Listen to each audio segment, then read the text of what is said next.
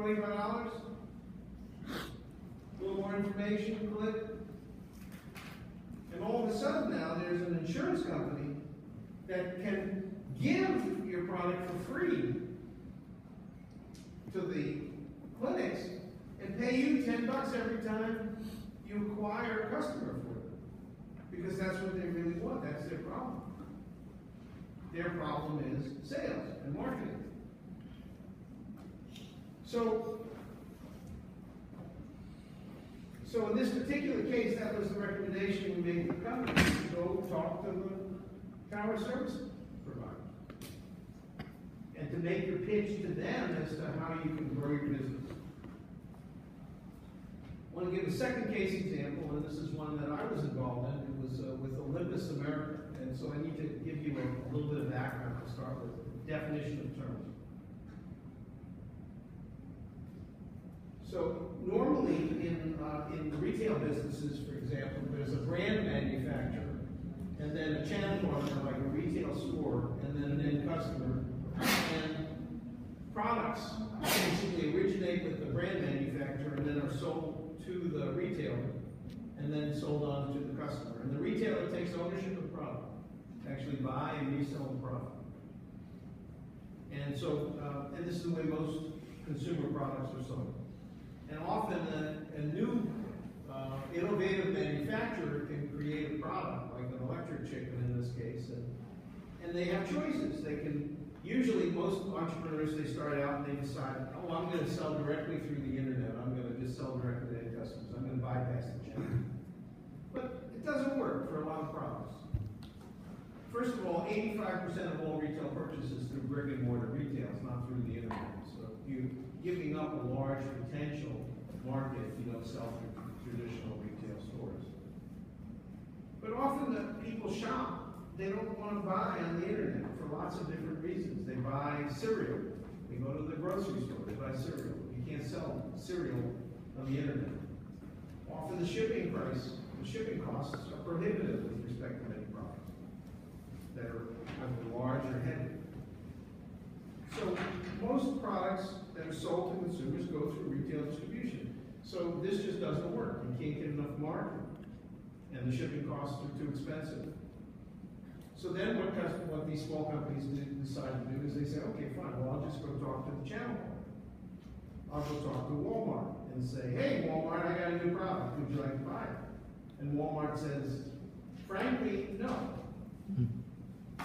My life was good before you came here, and my life will be good after you leave. I don't need your product to succeed. All I do is fill my shelves, and I sell my shelves empty. That's what I do. And what retailers do is they measure their performance on the basis of profit per inch of shelf space. That's all they care about. They don't care if they have the newest, latest, greatest. They don't care about anything like that. They care about profit per inch of shelf space. So then the third alternative is, if that's not going to work, is, well, how about if you just sell your product to another branded company and let them put their name on it, and then they buy it, and they use their channel distribution capabilities and their brand equity and their cash to sell the product. So I'll give you a specific example that I was involved in. The state of the earth at the time that we're talking about was 1995, and Olympus Japan is a large camera company in Japan. They made both medical equipment but also consumer products, cameras, film cameras and digital cameras. And they had a wholly owned subsidiary called Olympus America in the U.S. The total company was probably $4 billion. The U.S. company was probably $6 billion. Big companies. Olympus sold their cameras through channel partners like Walmart and Target and other retail stores and Best Buy to end customers.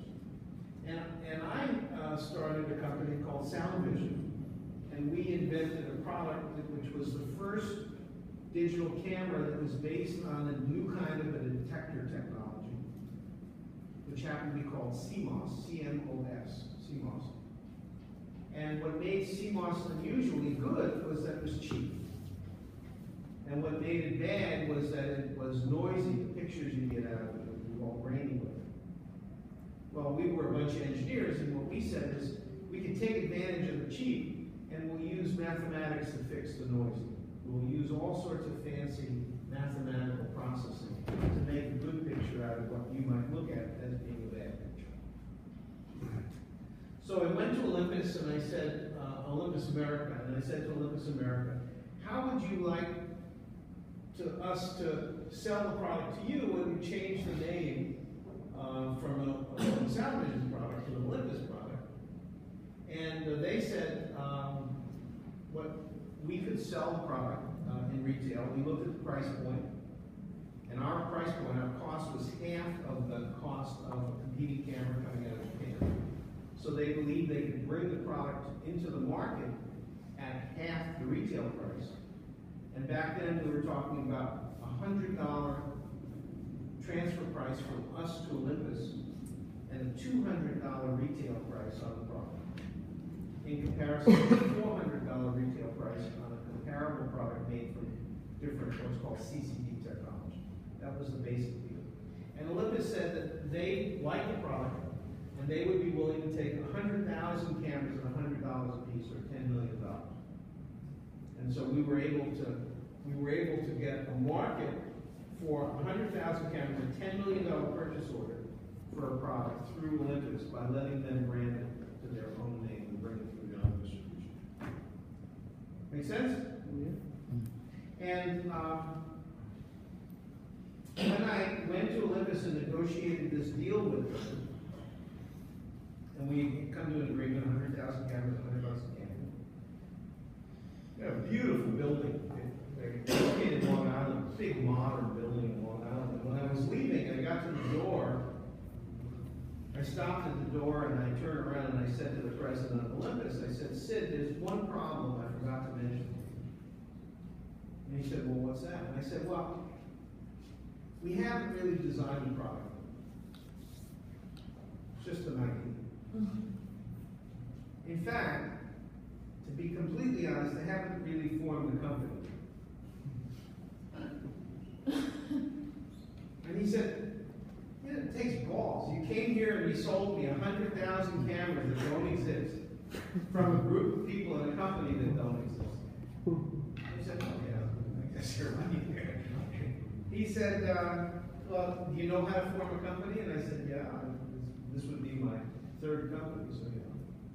He said, do you know how to design the camera? I said, yeah, I have a team of guys that I know, and we all understand the math, we understand the technology. Yeah, we can do it. He said, well, okay, well, look, the reality is nothing's changed. What you told me was it's going to take you a year to develop and manufacture the cameras, and you're going to give me 100,000 cameras a year from now, and when you do, I'll give you $10 million, and a deal's a deal. I don't see any difference. Go form the company, go hire the guys, go design the camera. What difference? Sure. Okay. You don't deliver the product, won't pay it. I said, okay, good. I feel better now. You know, entrepreneurial effort starting with that. So I was about to leave, and then I stopped at the door one more time, and I said, Sid, there's one more problem.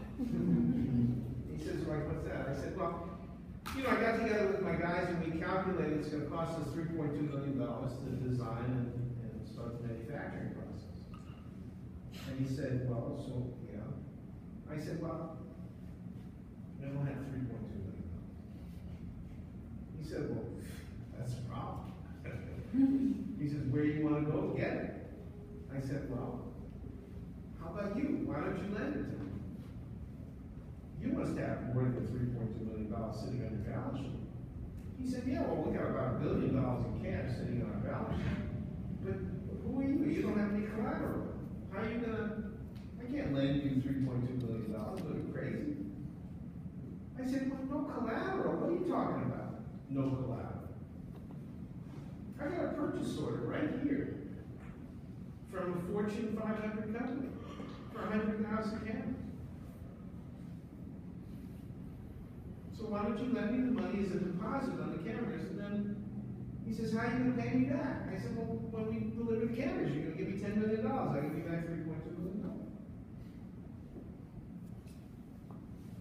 So he said, okay, let's do it. So the deal basically was that he gave us a loan for $3.2 million in the form of a deposit.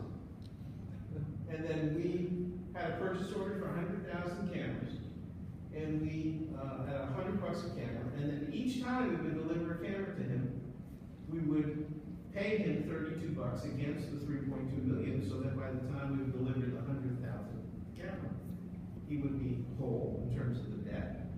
The manufacturing cost of the cameras was about $23. So we made about $25 profit per camera. So at the end of the contract, we would have $2.5 million worth of profit. He would have his debt repaid of $3.2 million, and he would have 100,000 cameras at $100 a camera. This is a real deal. This is not fantasy. This was a real deal. This was the deal that started my third company.